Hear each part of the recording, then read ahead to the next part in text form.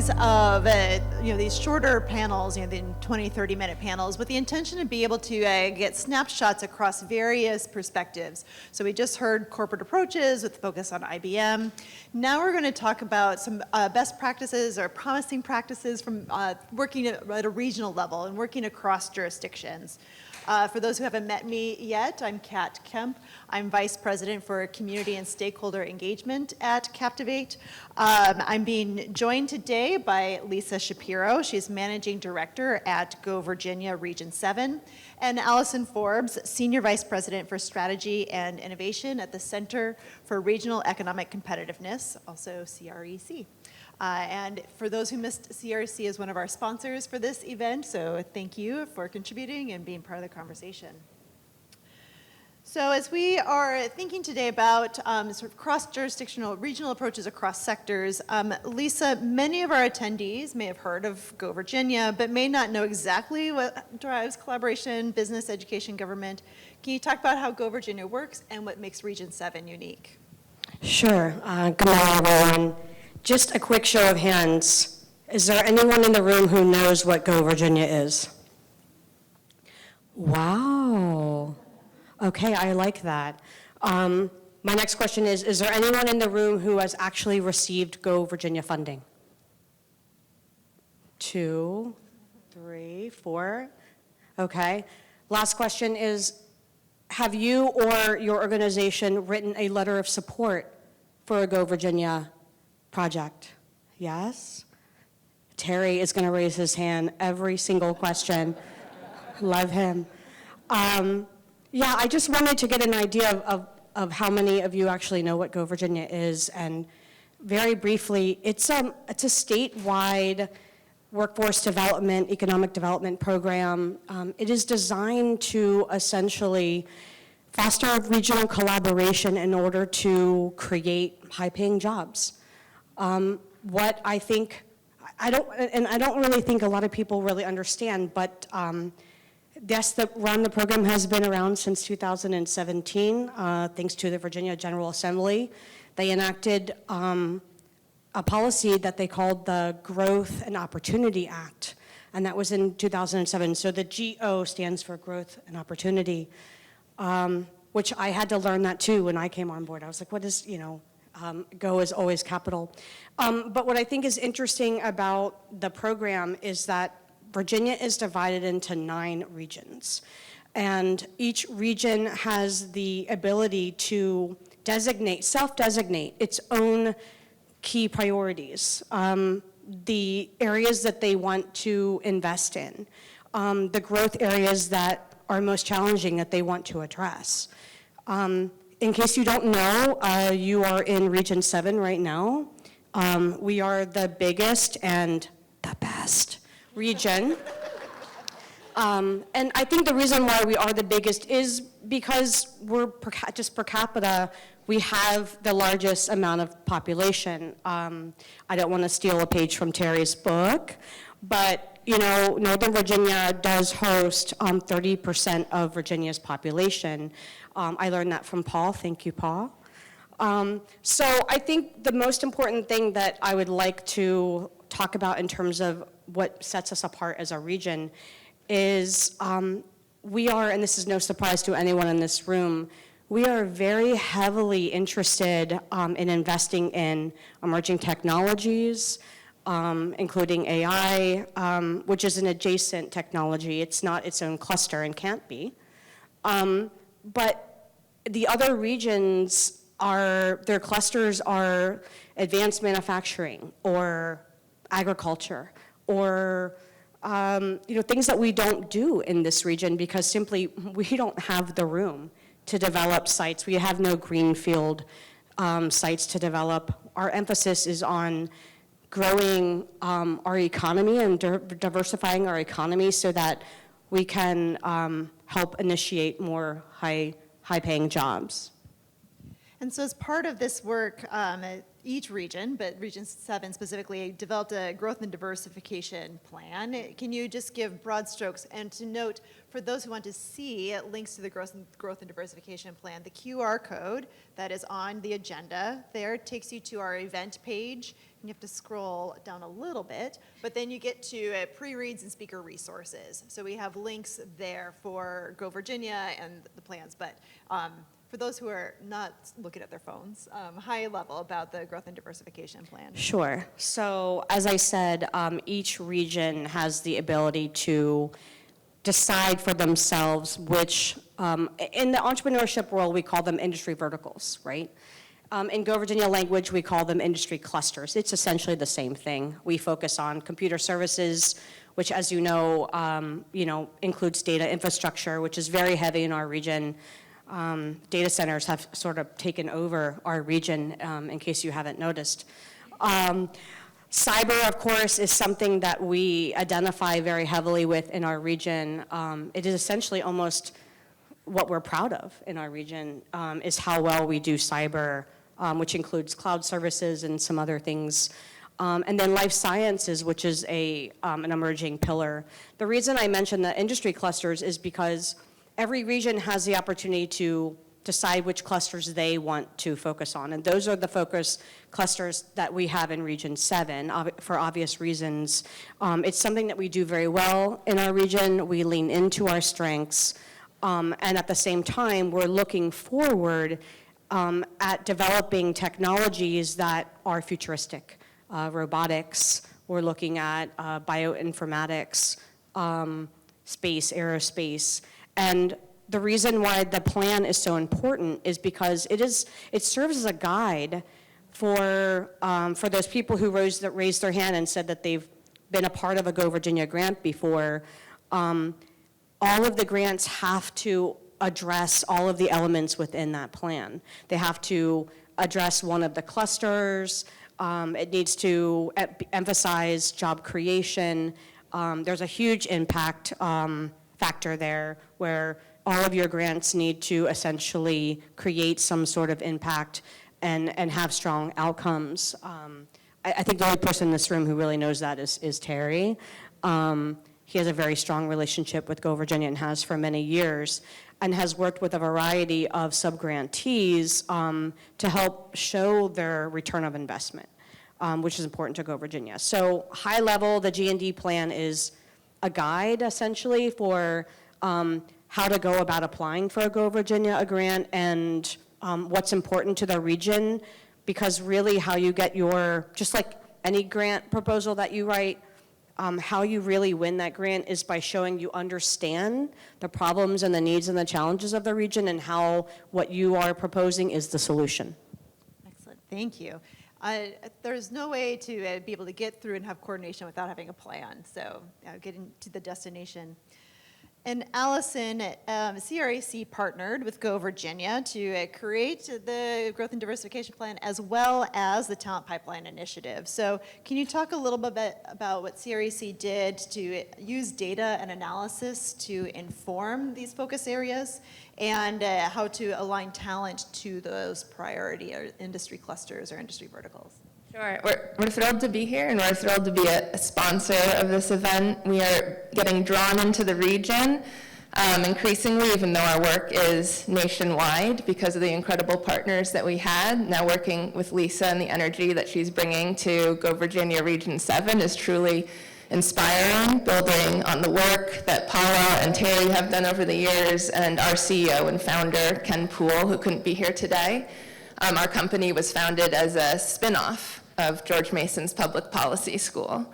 And now we do this work nationwide with state and local economic development organizations, but increasingly excited about these partnerships in the region. So a couple of my colleagues are here today.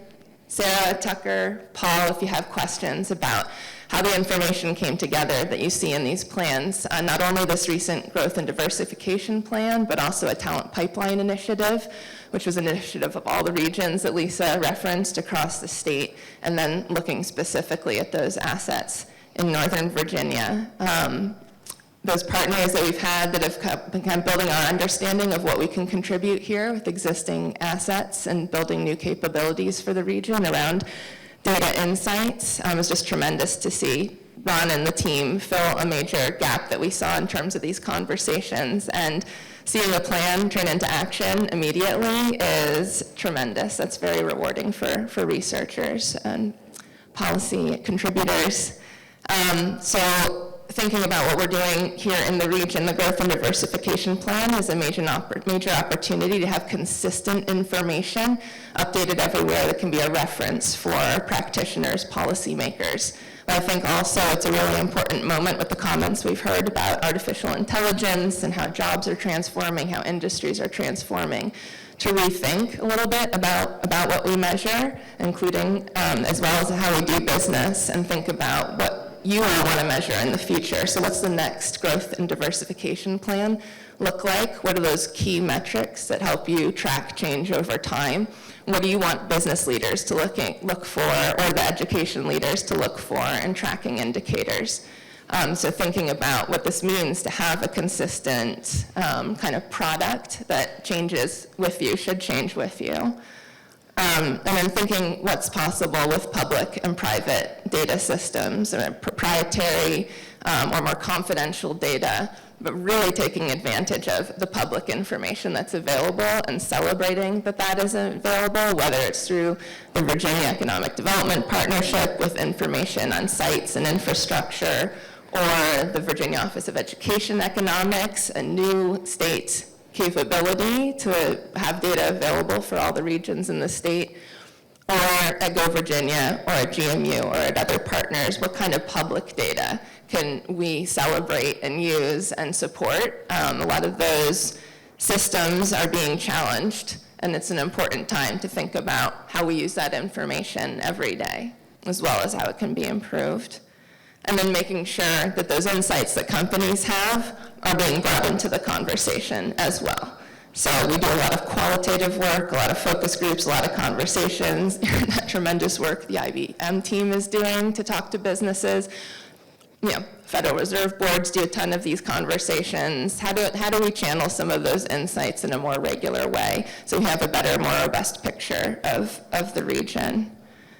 So think about not just the current plan that you see here, which is really making an exciting take on emerging technologies and talent solutions for the region. So we try to marry that economic development perspective with the things that individuals can bring to the table. So the existing assets of the region and the new capabilities that need to be built. I think there is strong potential for a talent-forward, talent-focused technology strategy, especially in this region with the unique assets that you have. Thank you. And I had the opportunity to get to participate in one of those focus groups, so it's great, thinking about as Kaptivate's role as a Region 7 small business and sort of our perspective there. So we talked a little bit, Lisa, about some of the clusters you already mentioned that are included in the plan. And can you dig in a little bit deeper about why these clusters are so critical to the region's long-term diversification, especially as some of the data that Terry shared this morning about the changes in the federal employment market and those who are employed in federal government and looking for other jobs?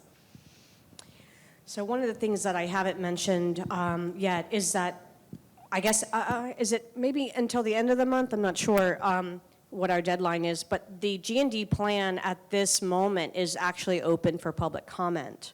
One of the things that I think that's important for everyone in this room and everyone in the region is that this plan is for you.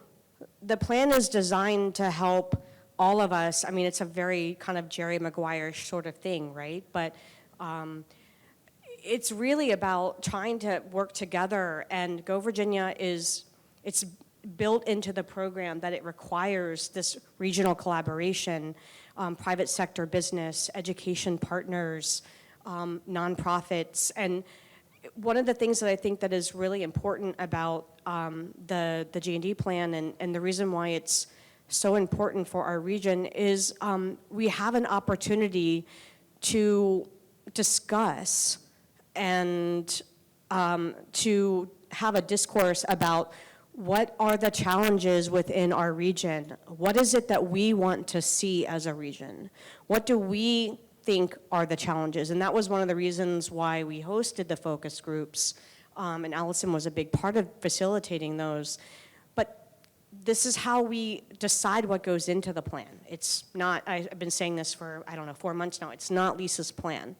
Yes, I sign off on it, my contact information is on the front page, but ultimately it is not for me, it is for you, it's for the whole region to decide, hey, these are the challenges that we're facing in workforce development, and we need the organizations that are within our region to come forward and say, hey, I heard Go Virginia has some money, and honestly, we have a lot of money.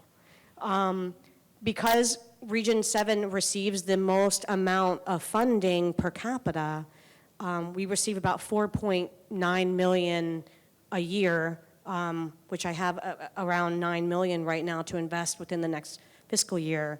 If that doesn't perk your ears, I'll say it again, $9 million. I think is a nice penny. The purpose of it is to really take a look at what our strengths are in our region. I've already mentioned about cyber, that's a given. If we remove cyber, we would have like an identity crisis in our region. But in terms of emerging tech, it was up to us, and the focus groups to decide that alternative energy needed to be written into the plan this year. It was also decided through focus groups that aerospace needed to be written into the plan this year, as well as space economy and aerospace. And this is the sort of thing that the region really needs to come together and decide. Because Go Virginia, while we have the money, we can't enact any programs ourselves. Like we can't go to, I guess we could. We could go to Jen and say, hey, we love your apprenticeship program at IBM. We have some partners at ATCC in Manassas that would love to use that program as a model to develop a new program. Can you guys work together for $1 million or $2 million and create a workforce program for the region? That's it. That's how it's done. I don't even remember the question, but 9 million, that's the important answer. yeah. But I think what I'm really trying to get across is that the regional collaboration is really the most important part, and the fact that there's so many in the room that know what Go Virginia is, but only 1 or 2 of you have received Go Virginia funds. There's more work to be done. Thank you. We'd also talked about in these industries, and you mentioned it early on, Lisa, but the question will be for Allison, that AI is not a standalone industry or a standalone cluster. So Allison, as part of facilitating focus groups and doing this research, can you help show why choosing AI as a cross-cutting capability rather than a standalone cluster? And just I want to put a little point on comments that were made previously about the potential for work reinvention, job redesign, and I would add the potential to really highlight teamwork with AI as a partner and with different kinds of individuals with different perspectives. Those are really, really big ideas that are really challenging for a lot of particularly smaller companies. And, we can all speak from our perspective, having worked for some of those smaller companies, but they're really important ideas because that's how we get it right in the long run and marry the needs with the new way of doing business. And so we think about AI in this process, AI and the challenges and opportunities that it poses, kind of like the gateway drug for thinking about technologies and how they're applied in the workforce. If we haven't thought about it before, if we didn't get a chance to be part of these conversations in terms of automation, computers, all these waves of technology that have come in the past, now's the time to really think, because I think there's a lot more potential for different actors to be at the table together for these conversations, and to bring that worker perspective in, which is something we didn't get a chance to do with these studies. So that's a really innovative idea. How do you do that? How does that information get channeled into these systems and decision-making processes? And what tangibly can Go Virginia fund? So what do we need to learn about these really innovative apprenticeship programs? Apprenticeship in IT, that's new. So what can we learn about those? Why are these companies deciding to do that? And what's it possible to fund to allow others to participate in those kinds of programs? Credit for prior learning as well. I'm just going to double down on that. To be able to do that at our businesses in the education sector is really exciting. So AI is a general purpose technology. We're all trying to integrate it into our own work lives. And at our company, our CEO is encouraging us all to experiment and think about how we can use it. We have some colleagues, we serve a lot of public sector professionals nationwide where the message is not so clear and there aren't as many opportunities to think about the engagement, but I think that's a huge opportunity cross-sector focus here for us to engage our government partners and how they're going to use AI. And first question you can pose to government is your data AI ready? So it doesn't necessarily, how are you using the tools, and there would be some barriers to that, processes and regulations, but is your data AI ready? If you get the opportunity, how would you use these tools? And sometimes that helps get data organized anyway for other purposes. But then we have to transition to a domain-specific perspective in the applications of AI. Otherwise, we're not going to get the most out of that. And those have to be specific to this region and the strengths here, the industries that are here. And that means subject matter experts and technologists working together with those other perspectives and stakeholders, if that's possible, if that can be something that Go Virginia funds. That would be very exciting. So how do we think about these technologies as applied to industry? Existing industry, newcomers like Micron and AstraZeneca, government partners. All these critical emerging technologies, you think a lot of other stuff coming down the pike that needs to be new and needs to be integrated. These all apply to more than one industry, and the industry-specific applications are those that are going to take us the furthest. So in the Growth and Diversification Plan, we highlight key industries and the opportunity for applications.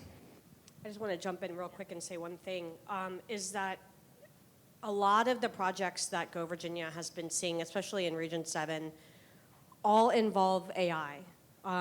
They are, for example, we just got finished approving a planning grant, which is a small feasibility study. It's 100,000 or less. They're relatively, I would say, they're easier to approve because they don't require Virginia State Board approval, which is a gauntlet, if you guys don't know. But what's interesting is that the Virginia State Board knows that AI is here and it's now, and that we're experiencing a revelation.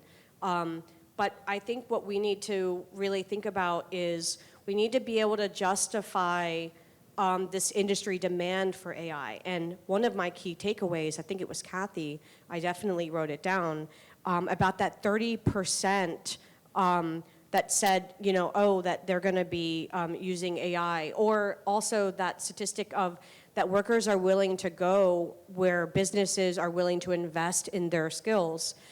This is something I think that we should be thinking about in terms of AI, is when we're starting to build workforce development programs, or we're building an apprenticeship, or we're building programs for students. We need to not just be thinking about training them in AI, but how that is going to help create and change jobs as we move forward. Because just giving them AI readiness skills doesn't necessarily mean that they're going to be able to get a new job or high-paying job. And I think we need to be thinking a little bit more critically about, there's a few jobs that are open that are asking for AI readiness in life science or in cyber. But is it going to be enough over time to where we're creating all of these workforce development programs? Will the demand still remain over time for this AI readiness skills? I mean, how many of you in the room have taken a Microsoft, Office program. None of us. All of us are self-taught. Everything I've learned about AI, I've learned on my own, and it's by doing. So I think that's something that we need to think about is instead of jumping into, changing all of our workforce development programs into making them, AI readiness skills, thinking about how to integrate part of that, but it can't be everything. And as we've seen, what will be the new thing in 5 years? If it's AI right now, what will be the new thing that we haven't thought of yet that is coming our way that we need to be thinking about and preparing for now? Yeah, that's a really good point. That we can never, there's always something new on the horizon there.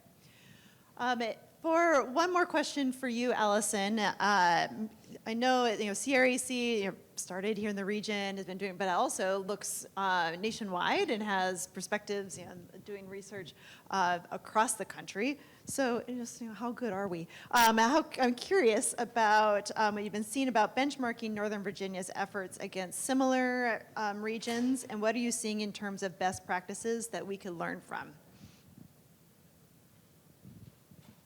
Well, this region has some very unique and exciting capabilities. A lot of them are built on existing access and proximity to federal government. So we've been looking a lot through these reports about how to, it's the diverse growth and diversification plan, keep an eye on diversification, but really understand what those existing assets are now, including the mix of occupations and mix of skills in the region.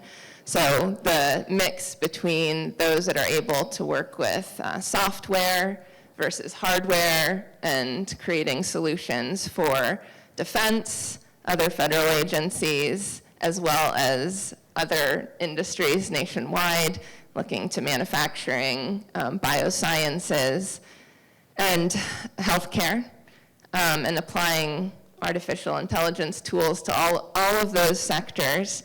This region has the potential to, we are literally comparing to New York City and to Silicon Valley and thinking about the ability to compete on the skills that we have here. Also, the tremendous insights that you have from where businesses are now that have been integrating technology. So the thing we heard most from a lot of mid and small businesses, the mid-manager pain point in our talent pipeline initiative study, needing to have mid-managers that understand how to integrate the different aspects of the business. And now that includes these technologies as well. So you have that experience. We're hearing those insights. That's going to be a challenge for the rest of the country. Wonderful. Thank you very much. In the interest of time, I'm just going to say we've got a networking reception at the end of the day today, as well as opportunities during lunch to chat. But join me in saying thank you to Lisa and Allison. And I'll invite up our next panel, turn over to my colleague Jen to facilitate.